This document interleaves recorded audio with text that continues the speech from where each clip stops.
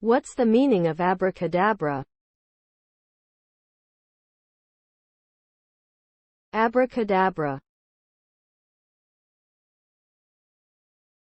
Abracadabra. Abracadabra. Abracadabra. Abracadabra.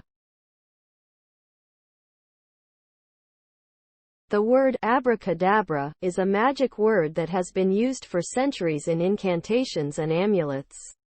It is thought to have originated in the Middle East, and its meaning is unknown.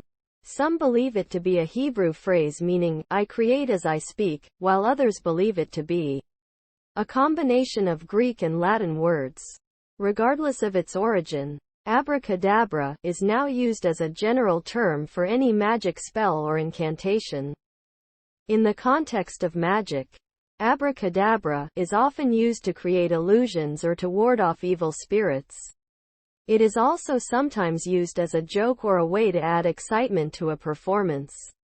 While the word itself has no real power, it can be a powerful tool for those who believe in its magic.